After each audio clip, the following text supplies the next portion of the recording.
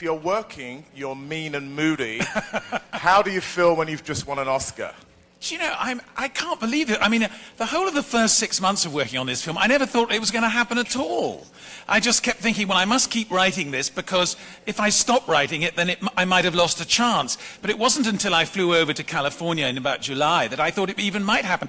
And then the money came and it went and people were in and they were out. And right up till sort of February, I didn't think it was going to get made. So the big thing was whether or not it was going to get made. Anyway, it's great.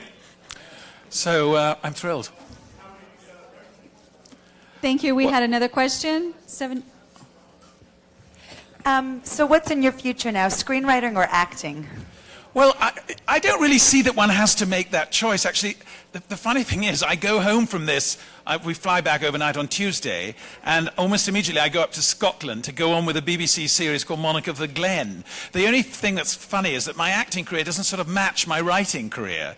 So there's a slight sort of schizophrenia going on. But I think you can do both. I wrote Gosford Park on location up in Inverness, and I'm about to write a film for Universal called Pure Dead Magic. And then another one for Warner Brothers. And I mean, in Inverness, you know, bless their hearts, it's a very beautiful place, but there isn't an enormous amount to do. So you do get quite a lot of work done. What's the name of the series again? The Monarch of the Glen. It's a BBC One series. Actually, I think it shows on BBC One Worldwide or whatever it's called here. Could we just take another question? 76 right there. And then 118 and 151, and that'll be the last question. Robert Nisbet, BBC News. How delighted were you that you managed to secure such an exceptional cast for the film? The cast was extraordinary. I mean, that was completely Bob working with Mary Selway, who is an absolute genius at this. And what she did, which is so fantastic, is when the film was kind of wobbling along, she kept them all on board, you know, because they were all, as you can imagine with that cast, showered with other offers. And somehow she was like a sort of sheepdog running around them and barking and just keeping them there until we were ready to go, you know. But what was very strange for me is that when I write, I always cast it in my head. And not thinking that people are going to play them necessarily. I might cast Audrey Hepburn or something, you know, anything. But 4 of the people I imagined in my wildest dreams actually played the parts. So you can imagine what it was like for a first, quite unbelievable. How much did you change the screenplay? Excuse me? Oh, sorry. Jeannie Wolf, how much did you change the screenplay once the actors came on board? Were you on the set? I mean, these are incredibly accomplished actors. Did they just stick to it? Did they improvise at all?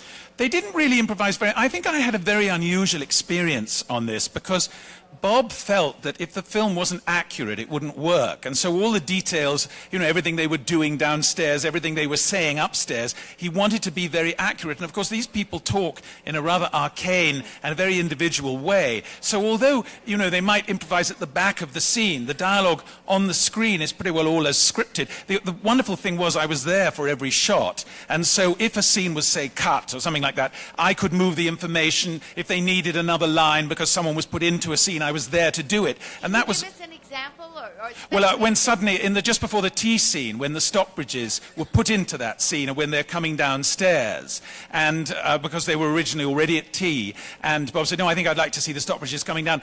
Geraldine can say something, and I remembered being at a house party in Norfolk, where the husband was rather dismayed by the other guests and thought them rather an odd lot, and the wife said something like, "Well, it's a relief to me to sit next to someone who isn't deaf in one ear," and so I gave that to Geraldine to say as she came down the stairs.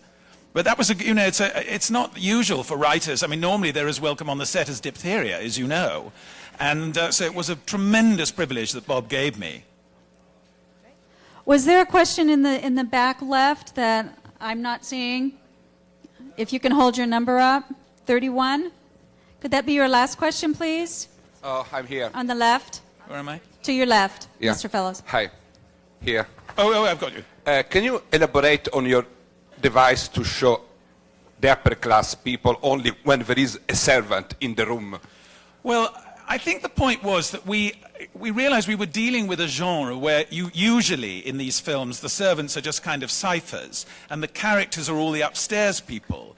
And, I mean, I hope that the first sort of visual shock for the audience is when you know, Kristen Scott Thomas and Michael Gambon and everyone go into the house at the beginning, and we go upstairs. And I think to emphasize that theme, that we were trying to deal with the servants just as much, or if anything more, than the upstairs, we devised this thing that you would never see an upstairs character without a servant. I think a lot of people don't notice it, but of course what it means is that rows are broken off and conversations stop and that kind of thing, because when the servant comes in, you know, there they are, and when they leave the room, they go. But, I mean, I keep reading that it's a film all about the servants and this and the other. For me, it isn't that. It's a film about 40 people who are all in this house, and for one reason or another, to do with their conditioning or the customs of the day, they are all obliged to lead certain lives and live certain roles. But in fact, they're all people of equal weight. And I hope that you get as involved with the stories upstairs as you do down. You know, they're just a group of people, and that's what history did to them at that time. Thank you so much for being with us this evening, and congratulations again. Thank you very much.